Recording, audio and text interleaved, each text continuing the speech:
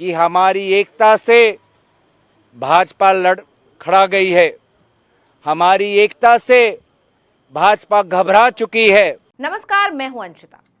तो संसद के विशेष सत्र में क्या ऐसा होने वाला है कि सिर्फ मोदी ही बोलेंगे और वो खुद और उनके लोग ही सुनेंगे और आपस में ताली पीटेंगे?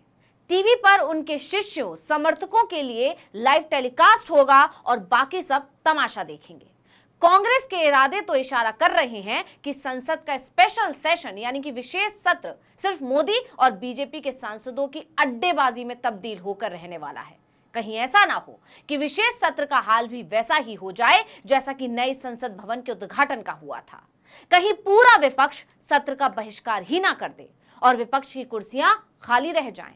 ये कयास इसलिए लग रहे हैं क्योंकि विपक्ष एक्टिव मोड में आ गया है। पहले जयराम रमेश ने प्रेस कॉन्फ्रेंस की, उसके ठीक बाद इंडिया गठबंधन के घटक दल मल्लिकार्जुन खड़गे के आवास पर इकट्ठा हुए। विपक्षी दलों का मानना है कि सरकार विशेष सत्र के नाम पर भी सिर्फ अपनी मनमानी ही कर रही है। जयराम रमेश ने प्रेस कॉन्फ्रेंस के दौरान मोदी सरकार की धज्जियां उड़ाई। उन्होंने इस बात पर जोर दिया कि 5 दिनों के सत्र में सिर्फ सरकार ही बोलेगी। उन्होंने कहा कि जब कभी विशेष सत्र बुलाया जाता है, पहले से विषय की जानकारी सभी पार्टियों को होती है, पार्टियों के साथ बातचीत होती है, अलग अलग नेताओं के साथ बातचीत होती है, एक मोटे तौर से एजेंडा तय किया जाता है और विशेष सत्र बुलाया जाता है। जब कभी विशेष सत्र बुलाया जाता है, पहले से विषय की जानकारी सभी पार्टियों को मिलती है, पार्टियों के साथ बातचीत होती है, अलग अलग नेताओं के साथ बातचीत होती है, एक मोटे तौर से एजेंडा तय किया जाता है और विशेष सत्र बुलाया जाता है। ये पहली बार हमें देखने को मिल रहा है कि अचानक जब इंडिया पार्टियों की बैठक हो रही है मुंबई में, उस बैठक से ध्यान हटाने के लिए प्रधानमंत्री और प्रधानमंत्री के वरिष्ठ सहयोगी घोषणा करते हैं कि 5 दिन का विशेष सत्र होगा। क्या विषय इस सत्र में लिए जाएंगे, उसकी जानकारी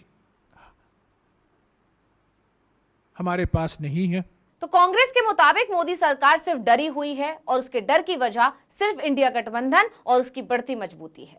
इसलिए जब भी गठबंधन की बैठक होती है, सरकार उससे ध्यान भटकाने की कोशिश करती है। जयराम रमेश ने कहा कि जब इंडिया पार्टियों की बैठक हो रही थी मुंबई में, उस बैठक से ध्यान भटकाने के लिए प्रधानमंत्री और प्रधानमंत्री के वरिष्ठ सहयोगी घोषणा करते हैं कि 5 दिन का विशेष सत्र होगा। कांग्रेस के इन दावों पर इसलिए भी गौर किया जा सकता है क्योंकि जब कर्नाटक में गठबंधन की बैठक हो रही थी, उस समय जानबूझकर एनडीए की बैठक रखी गई थी। हालांकि बीजेपी की कोशिश पर पानी फिर गया था क्योंकि विपक्ष ने सारी लाइमलाइट चुरा ली थी। वैसे ही अब जब इस बार बैठक हुई तो विशेष सत्र की घोषणा कर दी गई। पार्लियामेंट्री बुलेटिन में छपा है 18 तारीख गवर्नमेंट बिजनेस, 19 तारीख गवर्नमेंट बिजनेस, 20 तारीख गवर्नमेंट बिजनेस, 21 तारीख गवर्नमेंट बिजनेस, 22 तारीख गवर्नमेंट बिजनेस। ये क्या एक तरफा तोप चलाया जा रहा है? हमें कोई जानकारी नहीं, कोई विचार विमर्श नहीं, कोई बातचीत नहीं, कोई वार्तालाप नहीं। जयराम रमेश ने कहा कि मोदी जी सिर्फ अपनी सुनाने के लिए ही संसद में आते हैं, लेकिन हम मोदी चालीसा सुनने के लिए नहीं बने हैं। हम चाहते हैं कि जो जनता के मुद्दे हैं, आर्थिक मुद्दे, राजनीतिक मुद्दे, सामाजिक मुद्दे, उस पर भी चर्चा के लिए हमें एक मौका ढूंढ निकालना चाहिए। किस रूल के तहत उस पर बातचीत हो सकती है? अलग अलग रूल हैं, अलग अलग नियम हैं, लोकसभा में, राज्यसभा में, उस पर हम बातचीत कर सकते हैं। पर यह नामुमकिन है कि 5 दिन के लिए सिर्फ गवर्नमेंट बिजनेस हो। तो हमारी मौजूदगी किसके लिए है? सिर्फ देखने के लिए और प्रधानमंत्री की वाहवाह करने के लिए, उनके गुणगान सुनने के लिए। कहेंगे कि हम इस विशेष सत्र में भाग लेना चाहते हैं, हमारा रचनात्मक सहयोग हमेशा के लिए है, पर हम चाहते हैं कि जो जनता के मुद्दे हैं, आर्थिक मुद्दे, राजनीतिक मुद्दे, सामाजिक मुद्दे, उस पर भी चर्चा के लिए हमें एक मौका ढूंढ निकालना चाहिए। किस रूल के तहत उस पर बातचीत हो सकती है? अलग अलग रूल है, अलग अलग नियम है लोकसभा में, राज्यसभा में, उस पर हम बातचीत कर सकते हैं।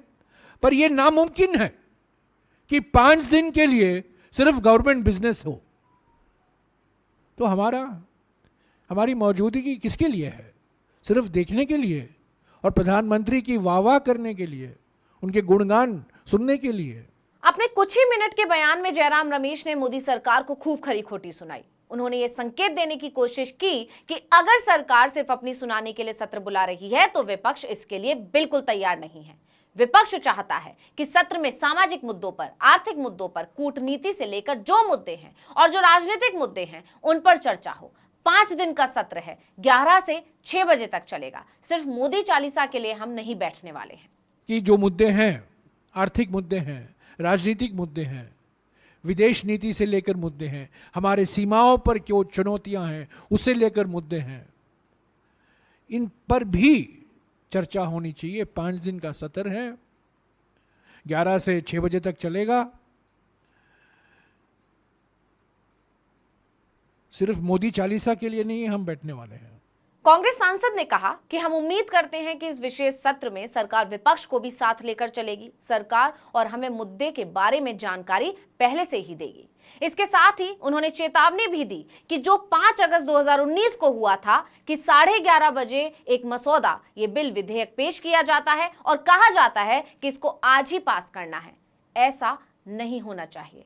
तो आर्थिक मुद्दे, सामाजिक मुद्दे, राजनीतिक मुद्दे जिन पर हमारी मांग होगी कि किसी भी नियम के तहत लोकसभा में और राज्यसभा में इन पर खुलकर चर्चा हो, इसी भावना के साथ, इसी सकारात्मक भावना के साथ हम इस विशेष सत्र में भाग लेना चाहते हैं। कांग्रेस महासचिव जयराम रमेश ने इशारों में समझा दिया कि अगर मोदी सरकार अपनी मनमानी पर उतारू रहेगी तो विपक्ष विशेष सत्र का बहिष्कार कर सकता है और विपक्षी गठबंधन सरकार के इस मनमानी के खिलाफ अपनी आवाज बुलंद कर रहा है। इसका अंदाजा ऐसे लगाइए कि प्रेस कॉन्फ्रेंस खत्म होने के कुछ ही देर बाद इंडिया गठबंधन में शामिल सभी दल मल्लिकार्जुन खड़गे के घर पर मौजूद थे। इंडिया अलायंस के विभिन्न दलों के राज्यसभा और लोकसभा के नेतागण ने एक बहुत ही महत्वपूर्ण और संवेदनशील मीटिंग में भाग लिया। इस मीटिंग में सभी की ये राय थी कि ये विशेष सत्र क्यों बुलाया जा रहा है। सरकार की तरफ से कोई भी स्पष्टीकरण आज तक नहीं आया है। लगभग 12-13 दिन बाद पार्लियामेंट का एक विशेष सत्र होने वाला है और देश को नहीं पता कि इस विशेष सत्र की विशेषता क्या है। तो हमारी मांग ये है कि भाजपा पारदर्शिता दिखाएं और देश को अवगत कराएं कि इस विशेष सत्र का विशेष एजेंडा क्या है। और हमारी तरफ से इंडिया अलायंस की एक सहमति बनी है कि हम एक सकारात्मक सत्र चाहते हैं। देश के हित में, देश के उन्नति और प्रगति में, देश के वर्तमान के जो मूल समस्या हैं उनको समाधान करने के लिए एक सकारात्मक सत्र चाहते हैं जिस पे हमारा इंडिया अलायंस का पूरे तरीके से सहयोग रहेगा।